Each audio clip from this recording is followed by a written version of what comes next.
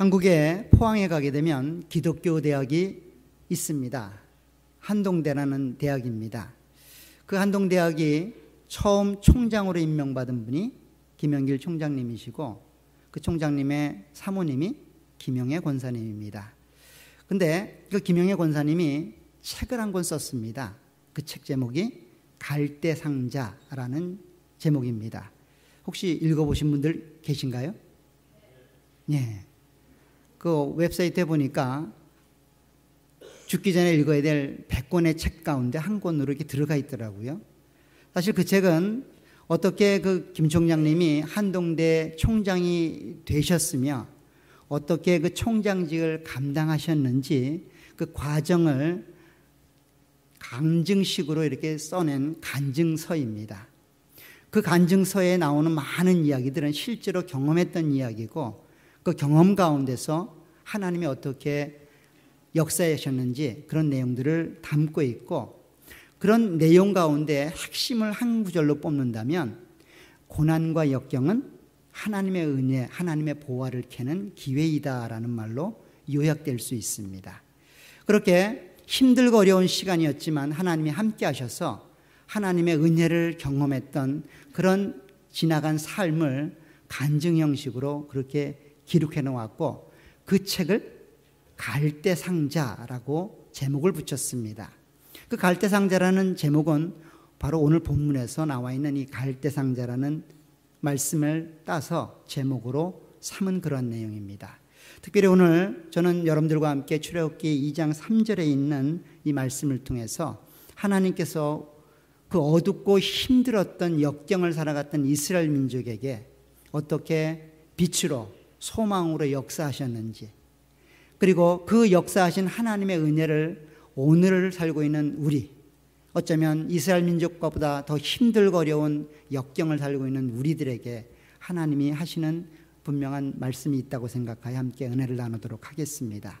특별히 지난주에 나눴지만 그 내용과 겹치지 않는 부분에서 여러분들과 함께 은혜를 나누겠습니다. 마음을 여시고 하나님의 음성을 듣는 시간이 되시길 간절히 부탁을 드립니다. 지난 시간에 나눴던 이 말씀은 모세라고 하는 민족의 지도자 한 사람이 태어나는 그런 과정을 기록한 내용이었습니다.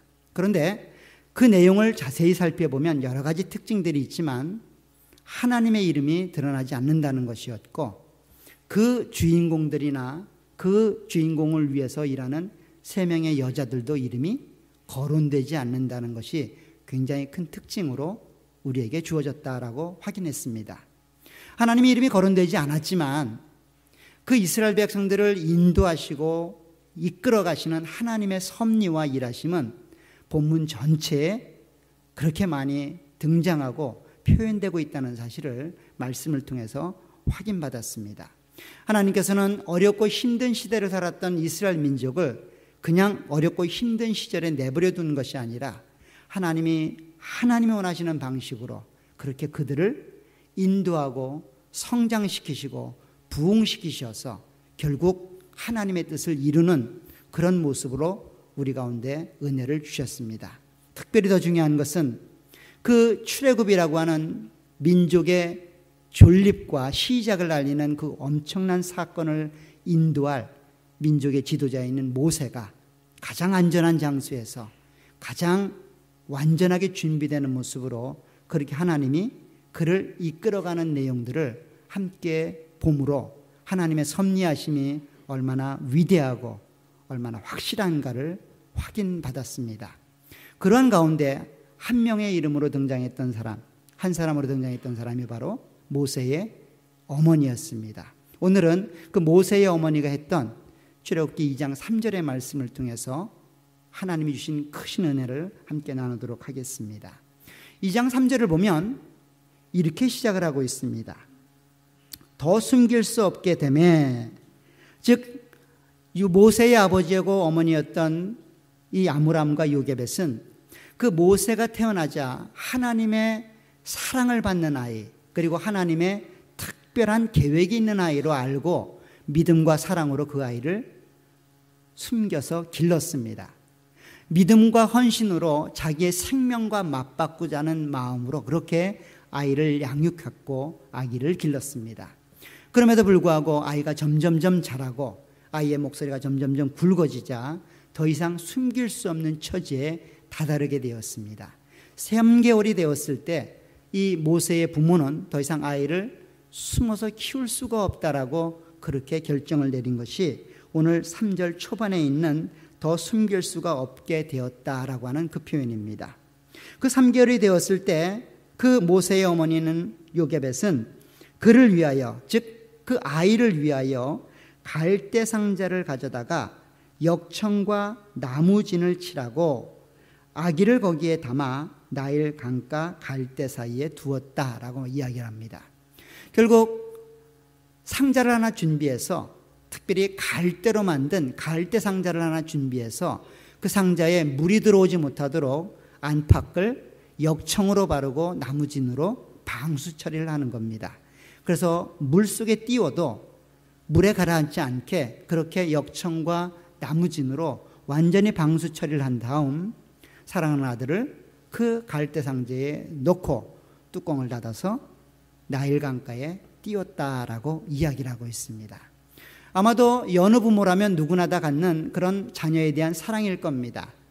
어떻게 하든 아들을 살리고자 하는 그런 마음, 어쩔 수 없이 아들을 띄워보내지만 그래도 이 아들이 살았으면 하는 그 한 가지 소망을 갖고 자기가 할 수 있는 최상의 방법으로, 자기가 동원할 수 있는 최고의 방법으로 그렇게 상자를 만들고 상자를 꾸며서 그렇게 아이를 태워 띄워보내게 됩니다. 굉장히 지극한 어머니의 사랑을 엿볼 수 있습니다.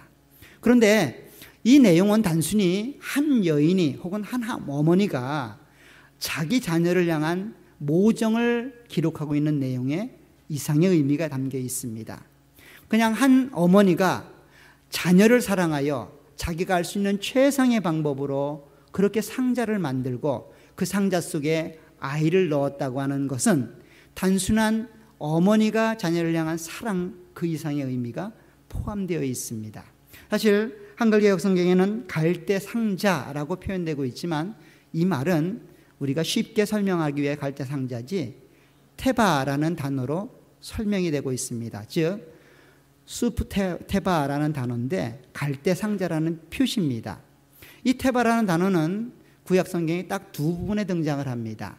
하나는 오늘 모세가 출생을 했을 때 등장하는 그 장면이고, 또 한 부분은 우리가 성경에 읽어서 읽었던 노아의 홍수 때 등장하는 노아의 방주, 그 방주가 테바입니다. 그러니까 두 군데서만 테바라는 단어를 썼는데 하나는 노아의 방주를 표현하는 그 방주가 테바가 되는 것이고, 오늘 모세의 출생에서는 모세가 담겨졌던 그 갈대 상자, 그 상자가 테바가 됩니다. 그런데 이렇게 동일한 단어를 썼을 뿐만 아니라 오늘 모세의 어머니가 모세를 살리기 위해서 그 상자에 행했던 일과 노아가 노아의 방주를 준비하는 일이 굉장히 흡사합니다. 어쩌면 똑같은 모습으로 그렇게 방주를 만들고 오늘 상자를 만듭니다. 오늘 창세기 6장으로 한번 가보시기 바랍니다. 창세기 6장에 가면 14절에 하나님께서 노아에게 방주를 만들라고 요청하시는데 그 방주가 이렇게 만들어져야 된다라고 이야기합니다. 14절에 보면 너는 고페르 나무로 너를 위하여 방주를 만들되 그 안에 칸들을 막고 역청을 그 안팎에 칠하라 라고 이야기합니다. 고페르 나무를 잘라다가 방주를 만들고 배를 만들고 그 배에 칸들을 막고 안팎에 역청으로 발라서 물이 들어오지 않도록 방수 처리해라 이 얘기입니다.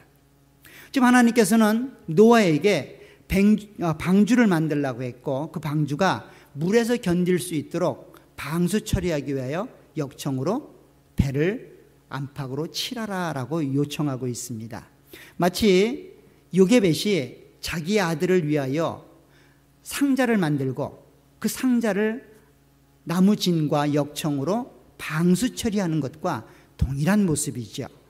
요게벳은 이 상자가 방수 처리되고 그렇게 역청과 진으로 안팎이 칠해지는 것은 바로 자기의 사랑하는 아들을 위하여 그 일을 행했다라고 이야기하고 있고, 오늘 노아의 본문에서는 하나님께서 너를 위하여 그렇게 방주를 만들고 방주의 안팎을 역청으로 바르라고 이야기합니다.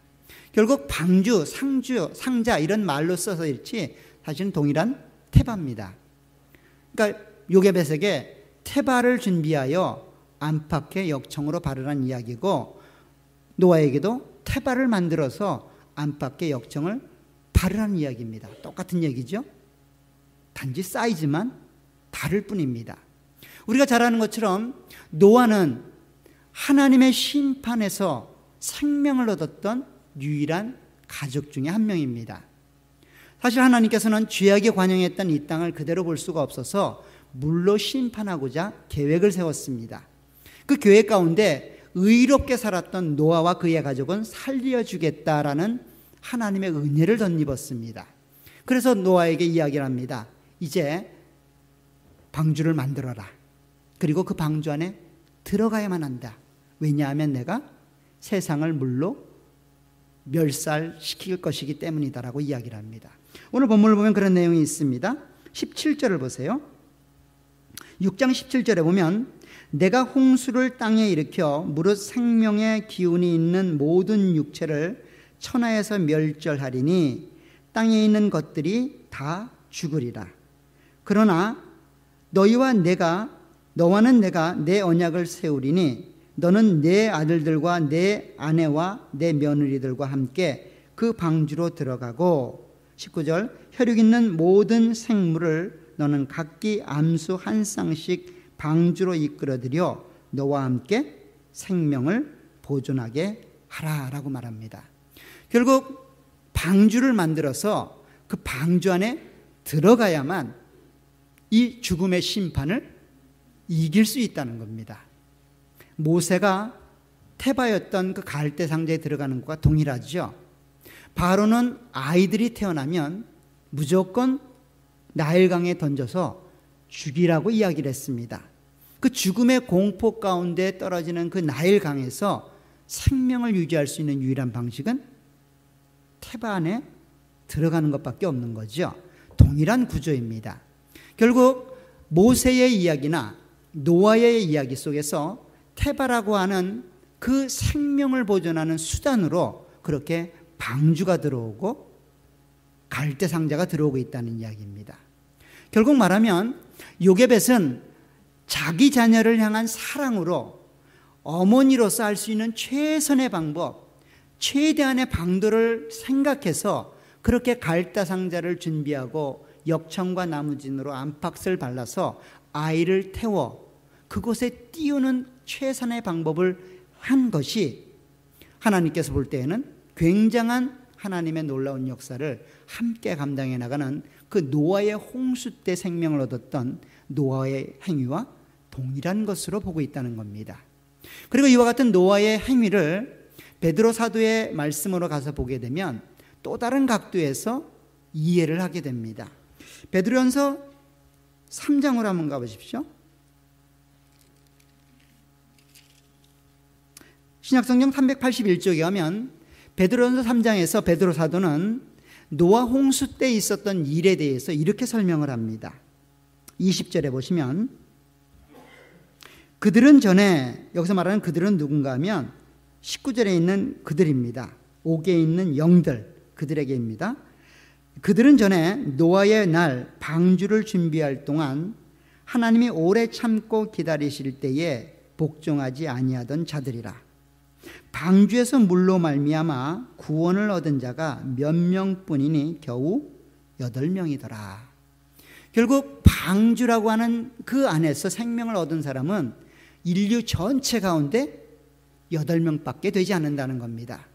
노아와 노아의 아내, 그리고 세 아들의 아들과 그 자부들, 총 8명만 생명을 얻었다라고 이야기를 하는데, 오늘 본문을 잘 보시면 방주를 통해 구원을 받은 게 아니라 방주에서 물로 말미암아 구원을 받았다라고 이야기를 합니다. 잘 보세요. 20절에 중반절에 보면 방주에서 물로 말미암아 구원을 얻은 자가 8명이었다라고 이야기를 합니다. 결국 물이라고 하는 것은 하나님이 죄인들을 심판하여 몰살시키려는 수단이었는데 그 물이 원인이 되고 수단이 되어져서 8명이 구원을 받았다라고 이야기를 하고 있습니다. 이해하시죠? 잘 따라오고 계시죠? 방주로 구원을 받았다라고 하는 게 일상적인 대화인데 방주 안에서 물로 구원을 받았다라고 이야기를 합니다. 그럼 도대체 그 물이 무엇인가? 오늘 21절에 가면 그 물이 무엇인지를 이렇게 설명합니다. 물은 예수 그리스도께서 부활하심으로 말미암아 이제 너희를 구원하는 편이 곧 세례라. 그러니까 세례라는 예식을 통하여, 세례라는 그 의식을 통하여 바로 방주 안에 들었던 그 8명의 사람들이 생명을 얻었다라고 하는 그 표현입니다. 사실 이 세례라고 하는 말은 굉장히 우리가 잘 알려진 친숙한 내용이죠. 여러분들 다 세례 받으셨잖아요. 그죠? 그러니까 여러분들이 그런 모습으로 구원을 받은 것이다라고 이야기를 하는데, 오늘 본문을 보면 우리가 잘 아는 것처럼 세례라고 하는 것은 바로 그리스도와 함께 죽고 그와 함께 부활을 소망으로 품는 자들을 세례받은 자라고 이야기를 합니다. 오늘 본문에서도 이렇게 얘기를 합니다. 물은 예수 그리스도께서 부활하심으로 말미암아 이제 너희를 구원하는 편이, 여기도 좀 이상하죠. 예수 그리스도가 십자가의 죽으심으로 말미암아 이제 너희를 구원하는 편이, 이래야 맞을 것 같은데, 그죠? 예수님의 부활을 소망함으로 생명을 얻는 것을 목적으로 그렇게 그리스도와 함께 십자가에 달려 죽는 것, 그게 세례랍니다. 그러니까 세례라고 하는 것은 단순히 죽는 것에서 포인트가 있는 게 아니라 살아나는 거에 의미가 있는 것이죠. 그래서 물은 예수 그리스도께서 부활하심으로 말미암아 이제 너희를 구원하는 편이 곧 세례라. 이는 육체에 더러운 것을 제하여 버림이 아니요 하나님을 향한 선한 양심의 간군이라. 결국 세례라는 수단을 통해서 방주 안에 들어갔던 그 노아와 그의 자녀들은, 그의 가족들은 구원을 경험하게 되었고 생명을 소유하게 되었다라고 이야기를 하고 있습니다. 이렇게 세례를 좀 더 명확하게 표현하는 본문은 로마서에 가면 있습니다. 자, 한 군데만 더 찾아보실게요. 로마서 6장을 가보시게 되면 이 세례라는 의미가 어떤 의미인지를 이렇게 쓰고 있습니다. 6장 3절에 가면, 로마서 6장 3절입니다. 무릇 그리스도 예수와 합하여 세례를 받은 우리는 그의 죽으심과 합하여 세례를 받은 줄을 알지 못하느냐. 여기서는 바로 십자가의 죽음과 함께 우리가 함께 죽은 사실을 세례를 이해하는데 출발점으로 삼고 있습니다. 그래서 4절에 보면 그러므로 우리가 그의 죽으심과 합하여 세례를 받음으로 그와 함께 장사되었나니 이는 아버지의 영광으로 말미암아 그리스도를 죽은 자 가운데서 살리심과 같이 우리로 또한 새 생명 가운데서 행하게 하려 함이라.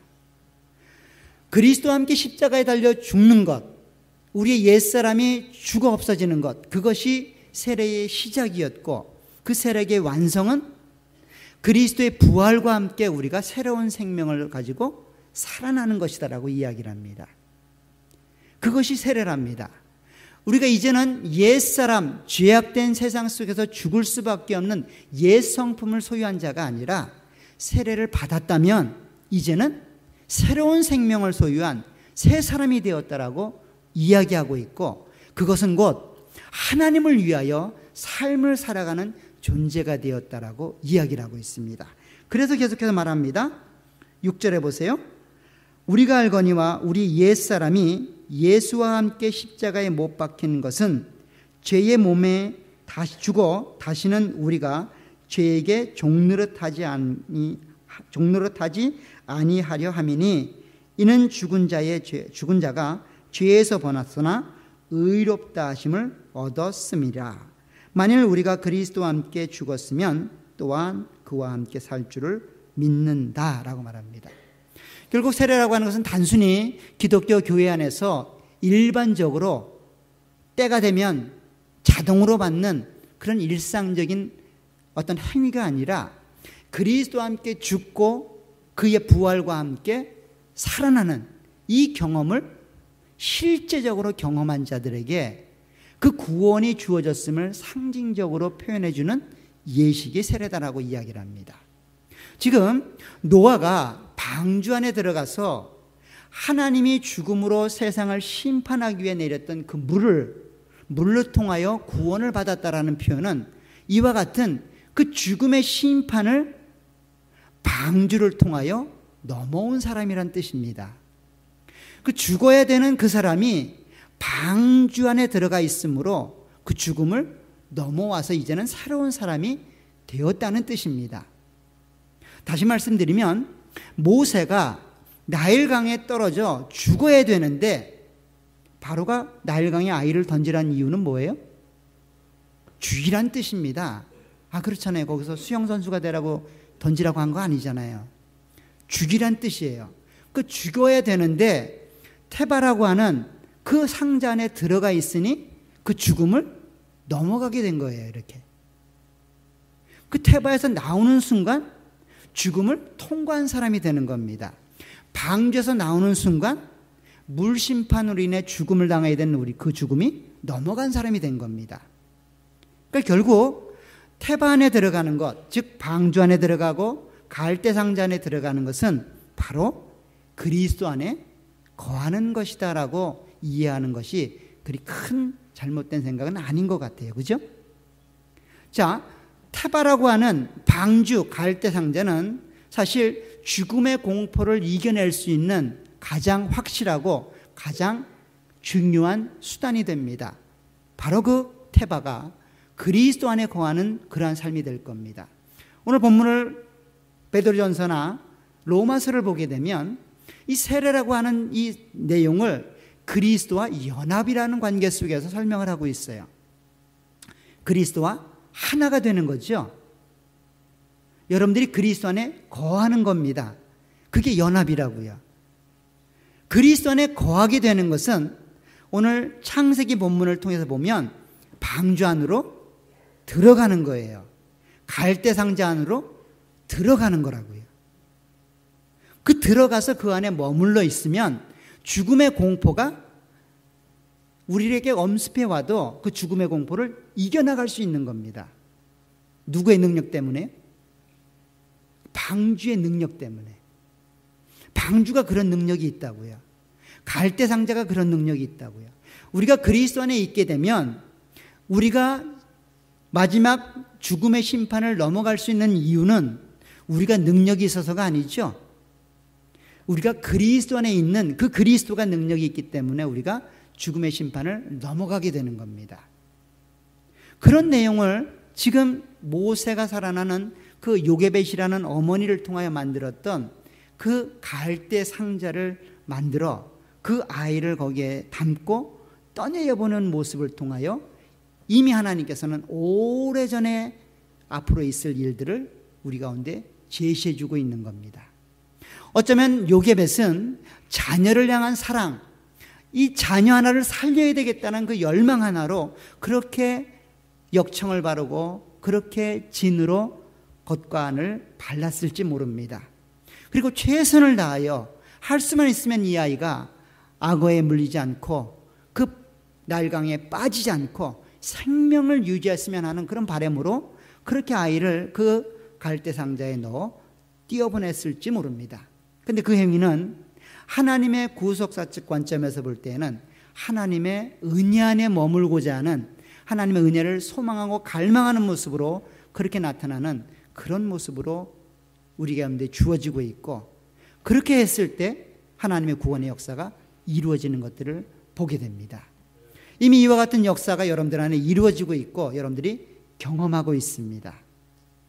사실 그런 은혜가 여러분들 가운데 주어지고 있고 그런 세례와 구원이 여러분들 가운데 주어지고 있다고 성경은 이야기하고 있습니다. 그런데 그것이 현실적으로는 잘 나타나진 않아요. 그죠? 방주 안에 들어가 있는 것과 안 들어가 있는 게 별 차이가 없는 듯해요. 그렇죠? 그 당시 사람들도 그랬습니다. 방주를 맞는 그 긴 기간 동안 수많은 사람들은 다 뭐라고 그랬을까요? 노아를 보고 제정신 아니라 그랬겠죠? 좋은 말로 해서 제정신 아니지 아마 미쳤다고 욕을 했을지 모릅니다. 저거 정신 한번 뜯어고치겠다고 가서 맥살 잡고 싸운 사람도 있을지 모릅니다. 여러분들 주변에도 있지요? 교회 나가겠다면 아우 정신 차리라고 그 못들 그렇게 못들 병에 걸렸냐고 정신 차리라고 그 큰 심각한 병이라고 혹시 여러분들 주변에 있지 않습니까? 사실 방주 안에 들어가 있는 것은 위험과 어려움이 다다랐을 때만 드러나게 됩니다. 평상시에는 아무 표가 안 나요. 평상시에는 오히려 거추장스럽습니다. 힘들고 어렵습니다. 오늘도 눈길을 헤치고 여러분들 여기까지 오셨잖아요. 그죠? 눈길 안 헤치고 그냥 집에 앉아서 TV 볼 수도 있잖아요. 그 사람하고 여러분들하고 차이가 뭐가 있겠어요? 아무 차이 없잖아요. 그죠? 괜히 아침 일찍 일어나서 눈도 치워야 되고 샤워도 해야 되고 짧은 시간에 막 해서 아둥바둥 빨리 갖고 왔잖아요. 근데 사실 그와 같은 어려움들이나 그와 같은 일들은 환난을 만났을 때 그 진가가 드러나게 되죠. 방주를 만드는 기간 동안 그렇게 조소하고 웃었던 많은 사람들은 언제 노아의 진가를 깨닫게 되었을까요? 자신들이 물속에서 죽어갈 때 아마도 그 진가를 깨달았을 겁니다. 그 진가를 깨달았을 거예요. 사실 우리가 신앙생활 할 때는 별 표가 안 납니다. 때로는 여러분들 마음속에 야 차라리 안 믿었으면 좋겠다 싶은 마음도 있을 겁니다. 안 믿었으면 이날도 교회 안 와도 되고 토요일 날도 교회 안 온다고 뭐 걸릴 것도 없고 수요일 날도 교회 안 온다고 걸릴 것도 없고 하나님을 믿으면 믿을수록 신앙이 자라가면 자라갈수록 직분을 받으면 받을수록 괜히 부담이 됩니다. 그렇죠? 괜히 부담이 돼요. 그런데 마지막 때가 되면 여러분들의 인생이 마무리 정리가 될 때가 되면 그 진가가 드러납니다. 그래서 우리는 장례식 때 찬송을 부릅니다. 곡을 하지 않아요. 하나님도 이야기를 합니다. 그리스도 안에 죽은 자는 복되다라고 이야기를 합니다.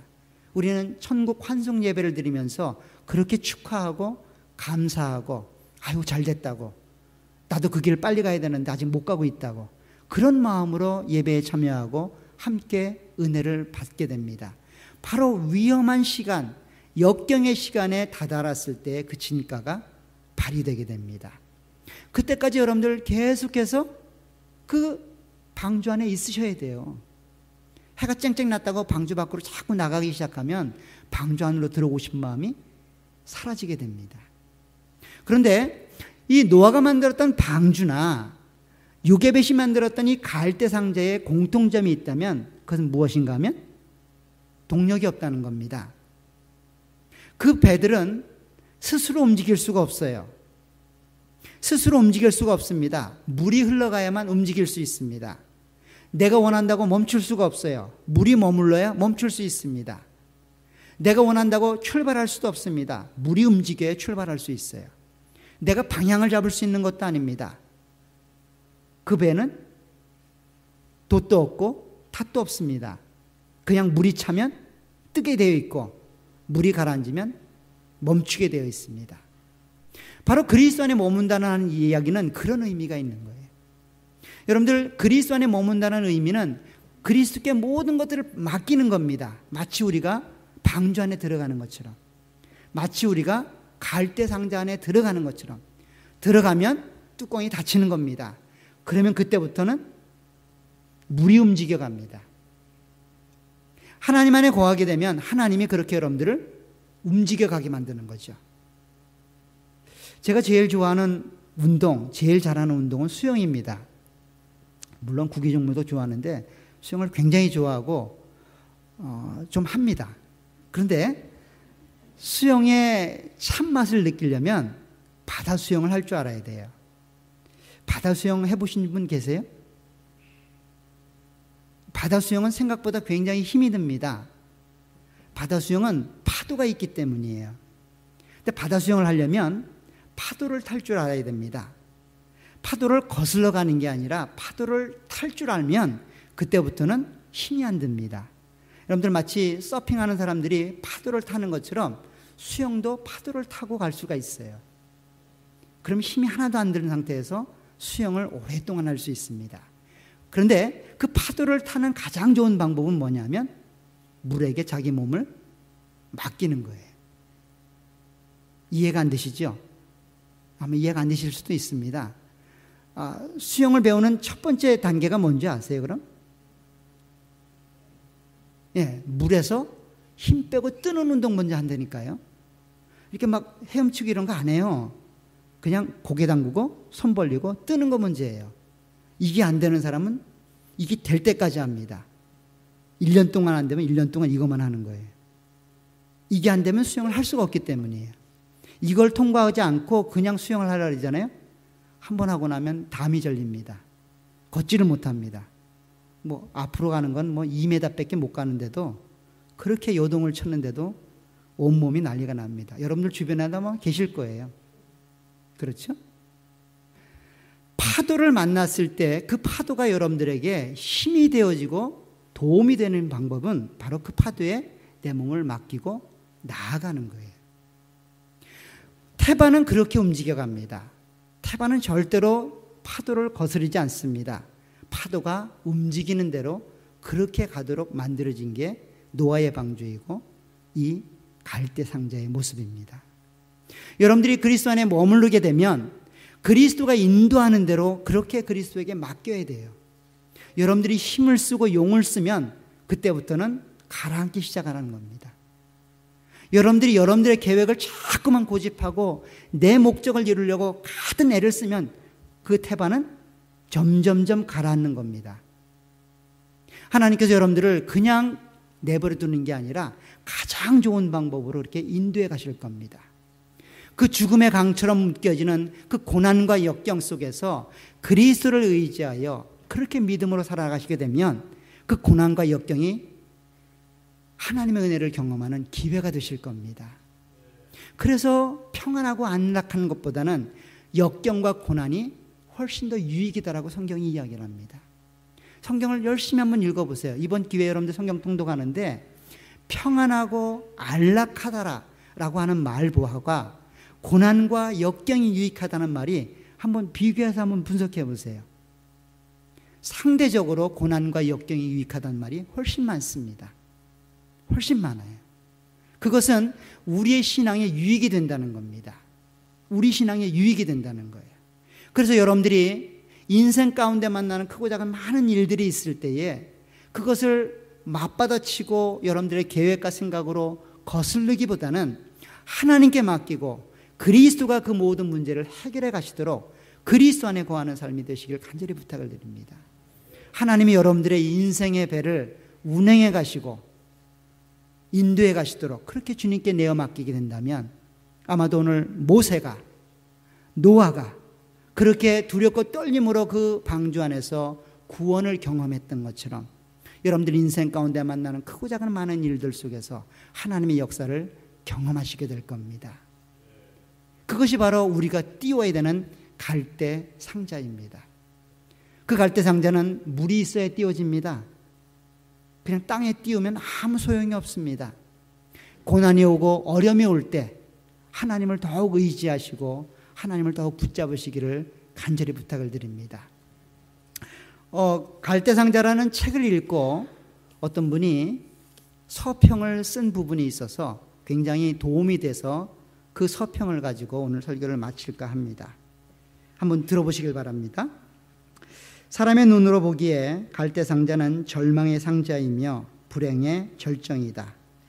갈대상자는 불행한 시대에 어떻게 하다 보니 태어나 어머니로부터 버림받은 나일강에 버려진 무의미한 상자에 불과했다. 아무도 주목하지 않는 상자, 그러나 갈대상자를 뚫어지게 주목하고 보시는 분이 계셨다. 강에 던져진 갈대상자를 운전하고 계시며 갈대상자가 목적을 향해 안전하게 갈 수 있도록 바람의 방향과 속도를 조정하는 분이 계셨다. 그분이 우리가 못 견디게 사랑하는 주님이시다. 우리를 주목하여 보시는 분, 갈대상자는 선장도 없고 키도 돛대도 없는 이상한 배이다. 그러나 사실은 그 상자 안에는 하나님의 목적이 있으며 이스라엘의 미래가 담겨 있다. 그리고 섬세하신 그분의 손길이 충만한 상자이다. 그렇다. 세상의 끈이 끊어지면 하나님의 끈이 되어 주신다. 갈대상자가 어머니의 손을 떠나는 순간에 하나님이 갈대상자를 장악하시며 개입해 주셨다. 어떤 의미에서 보면 우리 한 사람 한 사람은 갈대상자에 불과하다. 어떻게 하루하루를 살아가는 것인지, 말도 안 되는 고난의 끝은 언제인지, 도대체 하나님은 나를 살릴 것인지 죽일 것인지, 이러다가 내 인생이 이렇게 끝나는 것은 아닌지, 날마다 불안하고 날마다 두렵고 날마다 걱정이 태산이다. 그러나 염려하지 말라. 당신이 갈대상자라면 소망이 있다. 갈대상자는 보통 상자가 아니기 때문이다. 갈대상자에는 하나님의 선하신 목적이 충만하다. 그 목적이 이끌어가는 상자가 갈대상자이다. 이러므로 갈대상자는 하나님의 목적이 이룰 때까지 절대로 뒤집히지도 않으며 악어밥이 되지도 못할 것이다. 다만 죽을 것 같고 뒤집힐 것 같을 뿐이다. 그것은 느낌이지 실상이 아니다. 갈대상자는 하나님이 동행하는 상자이다. 여러분들의 인생이 이와 같기를 간절히 부탁을 드립니다. 하나님 안에 거하시고 그 하나님이 여러분들의 인생을 운행해 가시도록 그렇게 여러분들의 인생을 하나님께 맡겨드리면 아마도 모세가 물에서 건지움을 받아 구원을 받았던 것처럼, 노아가 그 죽음의 심판에서 구원을 받았던 것처럼 여러분들 인생 가운데서 가장 은혜롭고 은총 있는 구원을 받게 되실 겁니다. 그 하나님 앞에 감사하시고 하나님을 의지하시고 끝까지 믿음으로 살아가시길 간절히 축원합니다. 기도하도록 하겠습니다. 하나님 아버지, 주의 은혜 완충을 감사합니다. 우리 가운데 허락하신 크신 은혜가 또 그리스도를 통해 이루신 참다운 은총이 우리에게 생명으로 느껴지고 은혜로 느껴질 수 있도록 은혜를 베풀어 주시길 원합니다. 오늘 노아가, 모세가 그 태바에 들어가 생명을 얻었던 것처럼 우리가 그리스도 안에 거함으로 생명을 얻는 자들이 되게 하여 주심을 감사를 드립니다. 아직까지 그 그리스도 안에 거하는 참된 기쁨과 은혜를 맛보지 못한 분들이 계시다면 하나님께서 은혜를 더하셔서 그 참다운 기쁨을 소유하게 하시고 참다운 기쁨을 맛볼 수 있도록 은혜로 함께해 주시길 원합니다. 그래서 날마다 주님과 동행하며 날마다 주의 영광을 위해 살아갈 수 있도록 도와주옵소서. 하나님, 우리의 인생을 주께 맡깁니다. 그렇게 우리의 인생을 운행해 주시고 인도해 주시며 함께해 주옵소서. 고난과 역경의 순간에 하나님을 기억할 수 있도록, 하나님을 마음의 소망으로 삼을 수 있도록, 하나님을 의지할 수 있도록 우리를 인도해 주옵소서. 예수님의 이름으로 기도합나이다. 아멘.